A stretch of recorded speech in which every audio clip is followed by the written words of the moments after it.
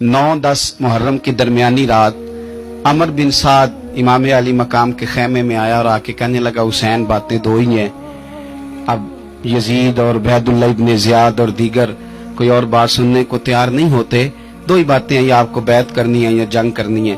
तो इमाम अली मकाम फरमाने लगे कि मुझे एक रात की मोहलत दे दो, एक रात की मोहलत, सवेरे बताऊंगा क्या करना है। 9-10 की दरमियानी रात अमर बिन साद ने कहा ठीक है, मैं सवेरे आ जाऊंगा।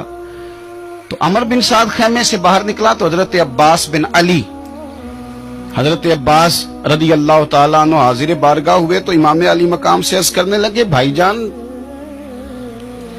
मुझे पता है सवेरे आपने क्या फैसला करना है और आपको भी पता है सवेरे क्या फैसला करना है। तो ये बदबातन किस्म के लोग हैं, ये सोचेंगे पता नहीं हुसैन कमजोर पड़ गया। तो अभी बताना था कि हमने बैत नहीं करनी, आपने रात मोहलत क्यों मांगी? ये पता नहीं रात क्या क्या बदगुमानियां सोचेंगे।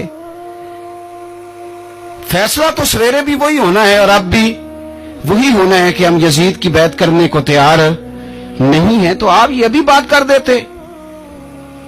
तो इमाम हुसैन फरमाने लगे, अब्बास तेरा क्या ख्याल है? मैंने सोचने के लिए टाइम लिया है। तेरा क्या ख्याल है कि मैंने कोई नए राह तलाश करनी है? कोई मुझे और किसी फौज के पहुंच जाने की उम्मीद है? कहा नहीं, मुझे कुछ भी नहीं करना, ना कुछ सोचना है, फैसला भी वही है जिसका तुझे पता है।